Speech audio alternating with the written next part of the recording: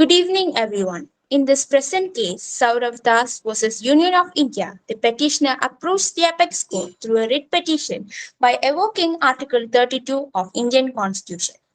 Petitioner sought direction to the respondent state, that is Union of India, to enable free public access to charge sheet and final reports as per Section 173 of CRPC.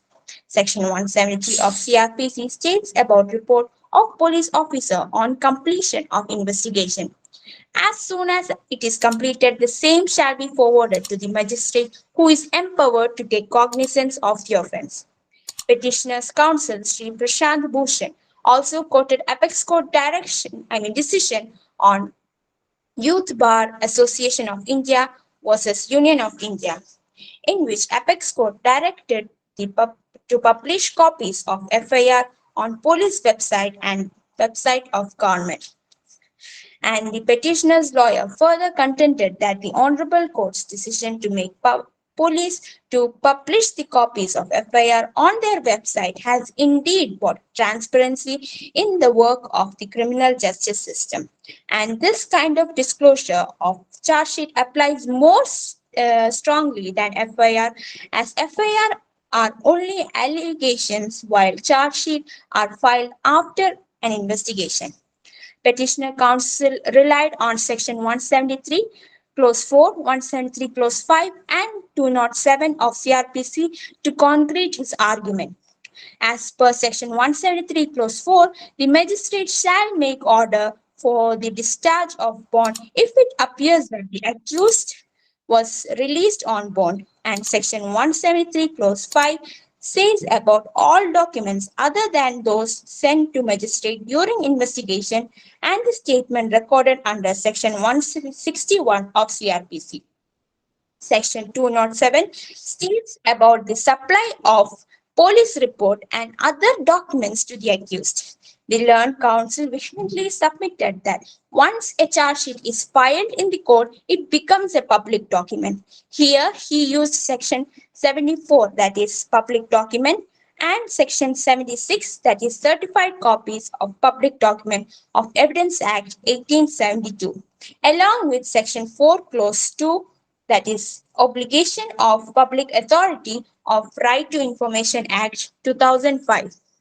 As per Section 2 Clause 4, 4 Clause 2 of RTI Act, every public authority must take necessary steps to produce information to the public in constant intervals. After hearing above submissions made by Sri Prashant Bhushan, the Honorable Supreme Court observed that relying on Youth Bar Association case in present petition is misconceived and misplaced, and the decision to publish FIR within 24 hours of on the police website or on the website of the state government is on the interest of the accused, that innocent accused are not harassed and they get relief from the competent court.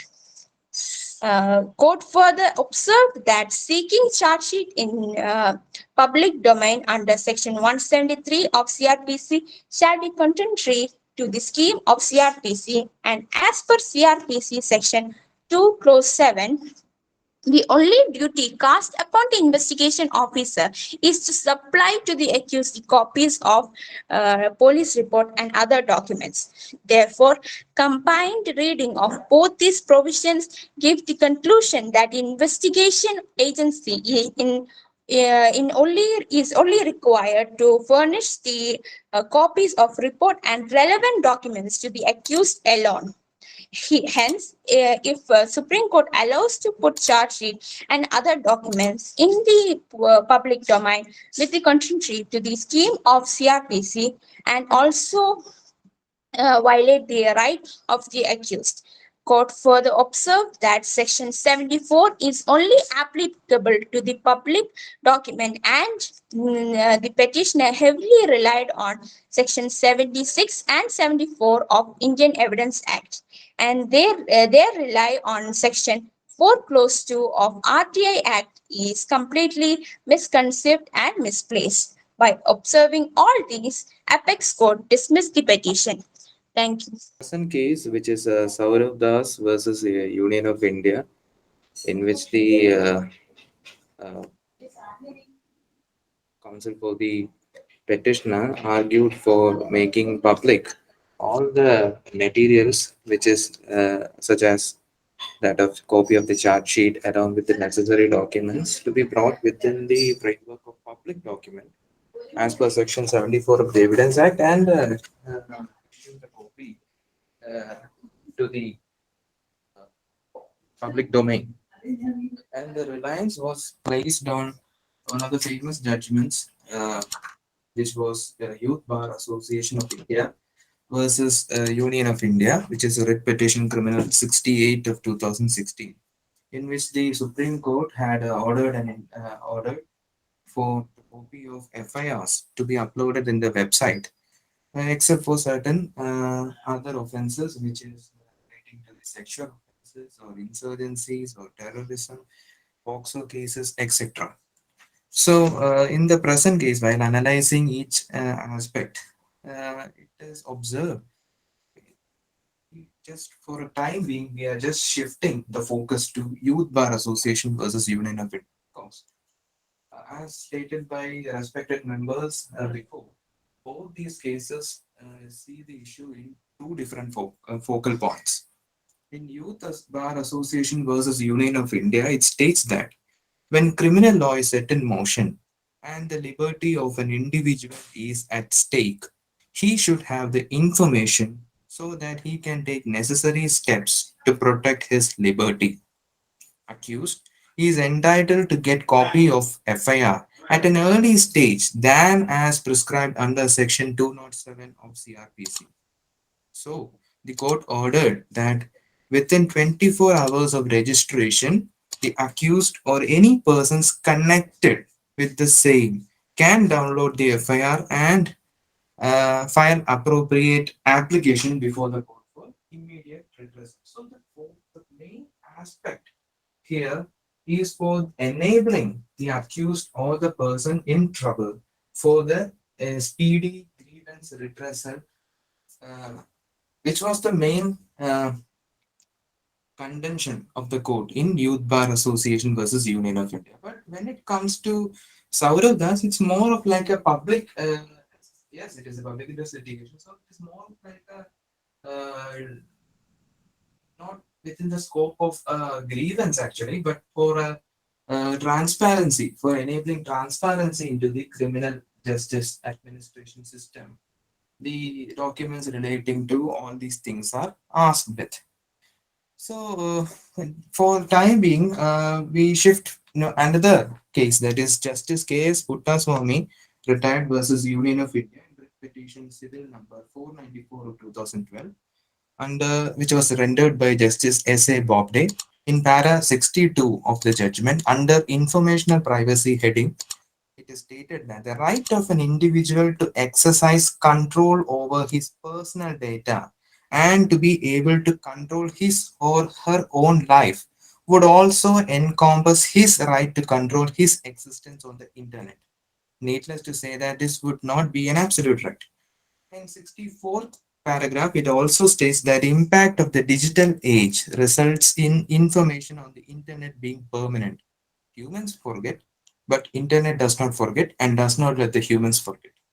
So what we observe from this Puttaswamy judgment is that utmost importance is attributed to the privacy of the person. When we come to Saurav Das, the counsel for the petitioner asks for the charge sheet, etc., pertaining to an individual in a criminal case, stating that the same should be made public because it is a public document. And while we apply the formula of Justice K.S. Puttaswamy here, we find that it is in contravention to Article right and personal liberty, and privacy comes as a part of personal liberty here. So these informations cannot be given uh, uh, under as a public document in this regard. And so another thing which I would like to point out here is that the contentions. Now we come to the present case, that is the Prashant Bhushan vouched, among others, that as per Section 207, Section 173, Clause 4, and 173, Clause 5 of CRPC, any duty is cast upon the investigating agency to furnish copy of the challan, so the charge sheet, along with all other documents to accuse. The same should be in the public domain to have the transparency in the working of the criminal justice system. So this contention cannot be sustained in the view of recent judgment case because of the simple fact that yes, judgment is in the public domain. Judgment will contain the law of the law, that is, what you can say, the prescribed abstract form of law for the general application of the public. But the situations or all those factors, such as the allegations, cross allegations, the charge sheet, may not be or need not be and must not be made public. That is my opinion. And so all those contentions of Prashant Bhushan should actually fail, yes, in the view of right to privacy. Now, Supreme Court has said that relief sought is contrary to the scheme of procedure. Supreme Court has rightly observed that in this matter, as per Section 207, duty is of the investigating officer to supply accused the copy of police report, not others. So it becomes the duty of the investigating officer to supply used the copy of police report or other documents, including FIR under Section 154 and such statement recorded under 161 Clause 3. As per 174, 173 Clause 4, duty is casted upon the investigating agency to furnish case details or others or cost to furnish to accused free of cost a copy of report forwarded under subsection 1 of 173, and as per 173 clause 5, in respect of cases to which 170 CRPC applies, the police officer shall forward to the magistrate along with the report of all documents or relevant extracts thereof on which the prosecution proposes to rely, other than those already sent to magistrate during investigation. So, if it is allowed, then it may violate the rights of the accused, victims, and even investigating agency. Here, I would just like to bring attention on the that yes, it is violative of the rights of the accused and victim, but I don't know in what sense the judges have come to conclude that it will violate the rights of the investigating agency. No. In the present circumstances, investigating agencies, procedures, and way of administration of justice is and supposed to be under the public scrutiny. So the rights of violation of rights of investigating agencies does not make sense for me. Under Section 74 of the Evidence Act, public document, the certified copies of which can be obtained from concerned police officer having custody of such a public document. Copy of charge sheet along with necessary documents cannot be a public document. So the last part of my discussion is regarding what is a public document and what should and should not be a public document. In Standard Chartered Bank versus Andhra Bank Finance Services Limited, the citation is 2006 and supplementary to SSCR 1 in page number 38. It is stated that even assuming Mr. Jethmalani is right in characterizing the charge sheet as a public document within the meaning of Section 35 of Indian Evidence Act, we cannot accept that. We cannot accept all that is stated in the charge sheet as having been proved. All that we can say is that it is proved that the police had laid a charge sheet in which such allegations have been made against the accused. So here, charge sheet is just a paper of allegations as seen by the court. So it cannot be made a public document. That is what it means actually. In another case, that is in state of UP versus Singhara Singh and others, citation is 1964 4 SCR 485 in page number 489. Justice A.K. Sarkar inter alia states that a confession recorded under section 164 would no doubt be a public document under section 74 of Evidence Act and which would prove itself under section 80 of that act. So this is one contravening judgment which I found while perusing about what is a public document. If it is a public document, then I believe there is no problem in making it public. But apart from that, there is no hurdle in there, there is no hurdle in not being making these allegations or cross allegations as a public, because there is no need for it actually. Only the judgment is what it is needed, and the question of law or the fact, as the case may be, need to be clarified. Nothing more is required as for the facts of the case or the allegations or etc. to be made public. So this is my contention, sir, in this regard.